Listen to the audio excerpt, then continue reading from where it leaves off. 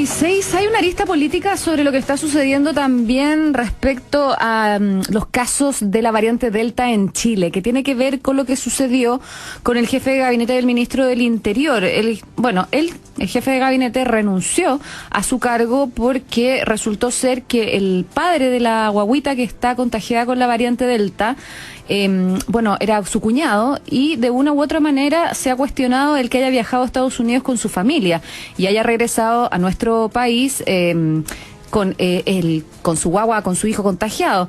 Bueno, se habla de si es que acaso hubo algún tipo de influencia o no. Se ha dicho que no existió tal, pero le generó un problema político al gobierno por esta relación, ¿no? Bueno, ha sido complicado y sin duda lo que sí nos debe inquietar es la posibilidad de que existan más casos de variante Delta en nuestro país. Vamos a conversar con el doctor Miguel O'Ryan, infectólogo e investigador del Instituto de Ciencias Biomédicas de la Universidad de Chile, sobre, el COVID, cómo han bajado los números, pero también la alerta que no debemos dejar de tener sobre la variante Delta. ¿Cómo está, doctor? Muy bien, muchas gracias, muy buenos días. Gracias a usted por esta conversación. Doctor O'Ryan, ¿qué tan preocupados están sobre esta variante Delta? Hay 3 casos en Chile, que sepamos al menos que están confirmados, pero justo en la medida que además, no sé, por ejemplo, la región metropolitana comienza a abrirse completamente, comienzan las vacaciones de invierno y comienza a circular esta variante en nuestro país. ¿Hay inquietud? Bueno, yo diría que hay obviamente debe haber inquietud, debemos estar mirando la evolución de esta variante que está circulando en prácticamente todo el mundo ahora. Y si uno ve la situación de Europa, donde están en pleno verano, con casos relativamente bajos, hay circulación de variante Delta, hay una liberalización bastante significativa de la actividad, y lo que está ocurriendo es brotes de infección fundamentalmente en jóvenes no vacunados. Uh-huh. Entonces uno lo que puede visualizar es que esta variante en nuestro país, que va a entrar probablemente en forma o se va a extender, lo podemos contener y mitigar, pero probablemente se va a extender porque es más transmisible, va también tender a afectar fundamentalmente a los grupos no vacunados. Y de ahí el mensaje no cambia y sigue siendo el mismo.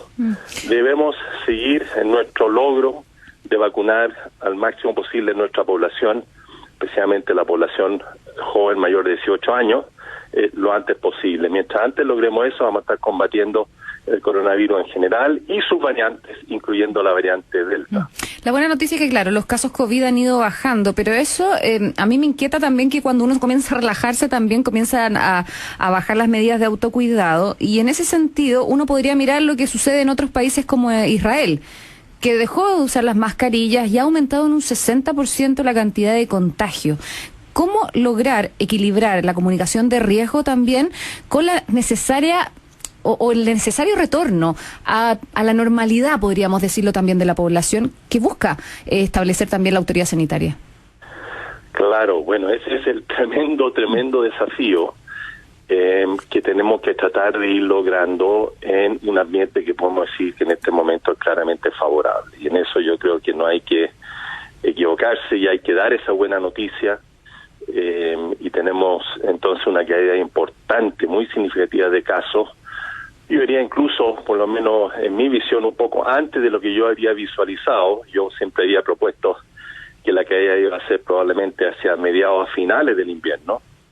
Sin embargo, sucedió más precozmente. La verdad que bastante parecido a lo que ocurrió el año pasado, pero ahora en un ambiente además de mucha vacunación. De tal manera que en ese sentido estamos en un escenario favorable y eso es una buena noticia. Sí. Ahora hay que contrabalancear eso con el dejar o que la población deje de protegerse dentro de lo que es razonable. Y aquí hay que ir avanzando de tal manera de permitir que la sociedad empiece a desarrollarse y desenvolverse de una manera más activa.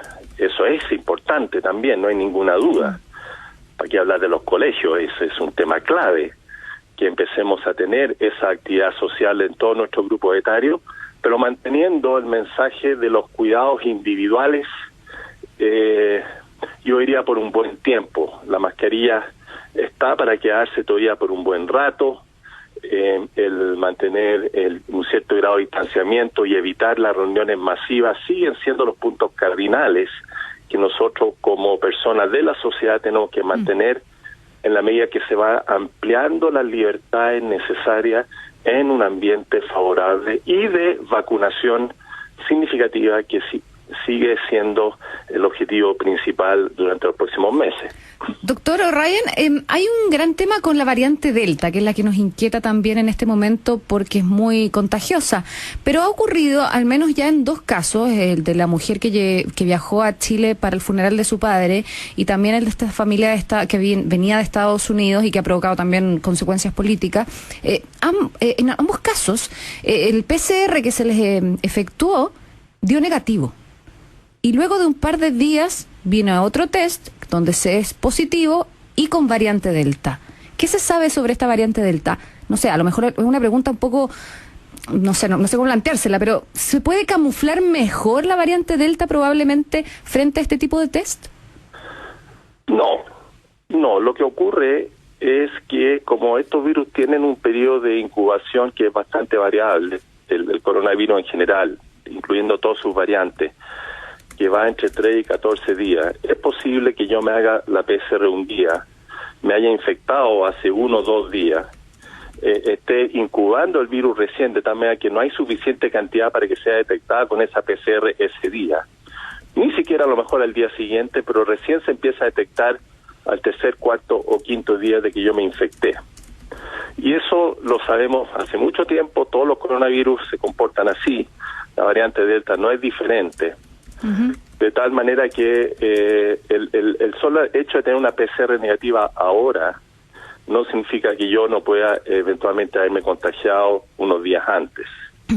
Ahora, habiendo dicho eso, ¿sí? Yo creo que hay que ir viendo los balances de las medidas, entendiendo que podemos tratar de ir mitigando la entrada o tratar de contener la entrada del virus Delta, pero la idea de que vamos a poder detenerla en forma completa, yo soy más pragmático en ese sentido. Creo que es bastante difícil lograr eso en un ambiente donde ya empieza a circular una variante en forma importante. Pasó con la variante P1 de Brasil, ¿no? Que finalmente pasó a predominar, también era más transmisible, produce cuadros más severos, pero sin embargo en el ambiente de circulación de esa variante, las vacunas están haciendo su pega y los casos van bajando igual. ¿Y qué le puede pasar a un bebé, a un lactante, a una guagua, como decimos bien en Chile, con COVID, como por el caso de esta guagua que tiene menos de 1 año, con contagio de COVID y variante Delta?